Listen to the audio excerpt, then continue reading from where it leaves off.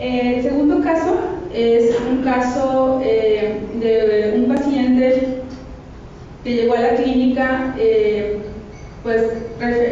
más bien no tanto referido, sino por ahí se enteró del servicio, y este paciente presentaba una inestabilidad en la fijación, y pudimos mejorar un poquito, sobre todo para las metas que quería lograr. Es un paciente masculino de 24 años, estudiante de una licenciatura ya a punto de graduarse, que había tenido un antecedente de hipoglicemia neonatal con afección al nervio óptico, había tenido cirugía de estrabismo y había utilizado lentes prismáticos en la infancia. El paciente quería mejorar su agudeza visual cercana para mejorar sus habilidades de lectura, obviamente porque estaba interesado en continuar sus estudios para hacer una maestría, y mejorar sus habilidades de orientación y movilidad. La agudeza visual mejor corregida fue de 20-30 en el ojo derecho y 20-50 en el izquierdo. Realmente no era un caso para los que vemos en baja visión tan severo, pero obviamente era muy importante ayudarlo. En los campos visuales tuvo afección al nervio óptico, tenía defecto en el campo visual inferior en ambos ojos, no seguía un patrón. Y en la microperimetría que realizamos, encontramos que, si pueden ver en esta imagen, bueno, este es el reporte de una microperimetría y podemos ver que es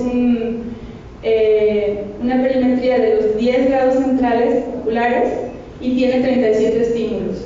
Nos da, no se alcanza a ver muy bien aquí, pero nos da tanto la estabilidad de la fijación, que lo podemos ver aquí, nos da la integridad macular, que es esta, y nos da también la sensibilidad retiniana, ¿ok? Entonces, lo verde es lo normal, lo amarillo, por ejemplo, en el caso de la estabilidad de fijación, lo que está, si el paciente está en esta zona, es un paciente con estabilidad de fijación normal. Si el paciente está en la zona amarilla, es una fijación relativamente inestable. Si estamos en la zona roja, es una fijación inestable completamente. Entonces, como podemos ver en este caso, su fijación era inestable en el ojo derecho y relativamente inestable en el ojo izquierdo.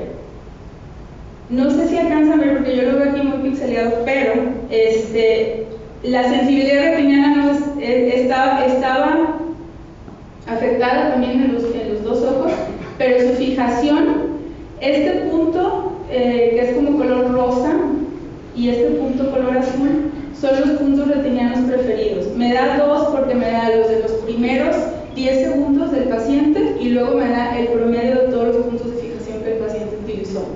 Lo que el equipo hace es, tiene la capacidad de ir siguiendo la fijación del paciente con referencia a la distancia entre la fobia y el nervio óptico. Lo toma desde un principio y cuando el paciente va moviendo el ojo durante el estudio, va graficando unos puntitos que no sé si los alcanzan a ver, son unos puntos azules que están aquí, y todos esos puntos los grafica sobre la foto que tomó de fondo de ojo y me da la distribución. ¿Cómo yo sé cuando una fijación es inestable o si es estable? Entre más, en toda el área donde se grafican los puntos, se hace una elipse. La máquina traza una elipse donde se distribuye la mayor parte de esos puntos y obviamente entre más pequeña es esa elipse, pues el paciente fija en un punto o en una región más pequeña, por lo tanto es más estable. Bueno, como les decía, fue los resultados que tuvimos con este paciente. Decidimos intentar 5 sesiones de entrenamiento del punto retiniano preferido por medio del biofeedback, que también lo podemos hacer en el mismo equipo. El equipo nos da la opción de seleccionar de los puntos retinianos preferidos de ese paciente. Nosotros buscamos el punto que vamos a entrenar. Entonces, se entrenó al paciente durante 5 sesiones, con una sesión cada semana, y lo que obtuvimos fue que en el ojo derecho, después de esas 5 sesiones, su fijación estaba estable en el ojo derecho y en el izquierdo se mantuvo en relativamente inestable, no tuvimos cambio de estabilidad, pero la agudeza visual mejoró a 20-30.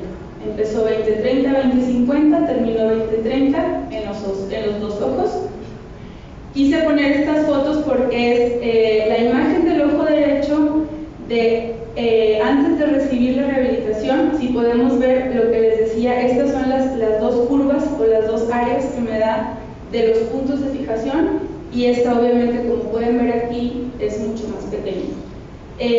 Traté de ponerlo más similar para que no se viera una imagen más grande que la otra.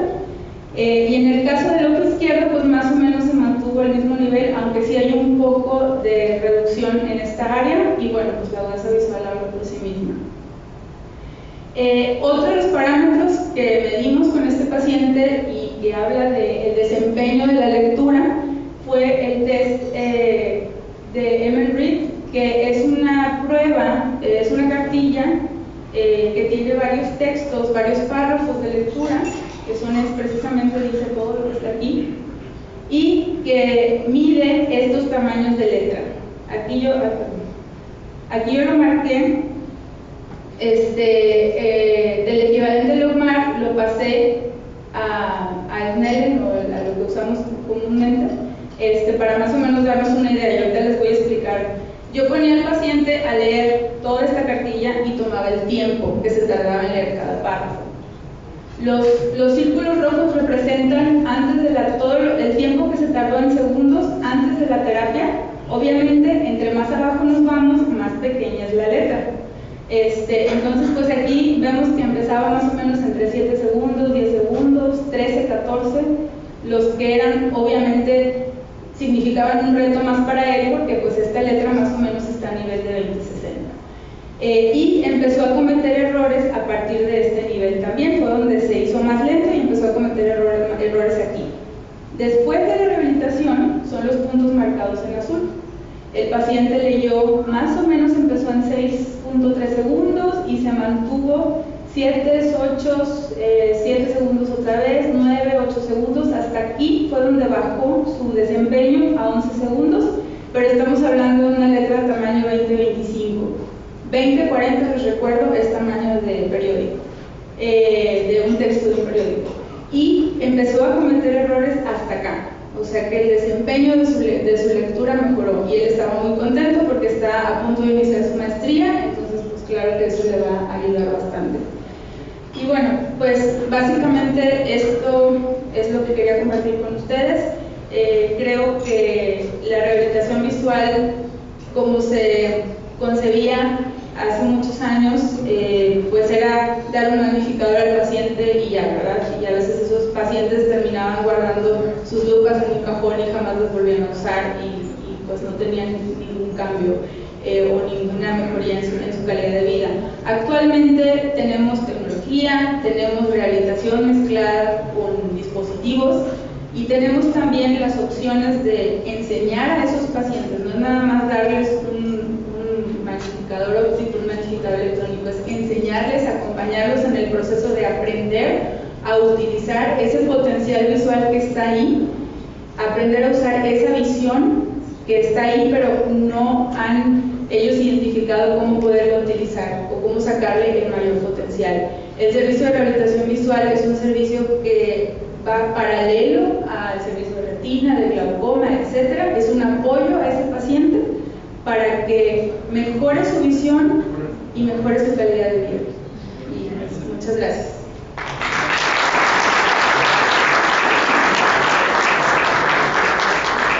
¿Alguna pregunta? Dos preguntas. Una, ¿hay algún algoritmo que hayan utilizado para saber el valor del prisma dado por la microperimetría en el primer paciente y en el segundo? No vi corrección de refracciones en el segundo paciente. Si hubiera sido bueno tenerlas, y sí, la duda que la mayor duda que tengo, ¿cuál fue la rehabilitación que utilizaron en ese segundo paciente? Ok, a ver, pregunta número 1 era el algoritmo para... con la microperimetría. Bueno, le tengo que dar mi receta entonces. Okay. Sí,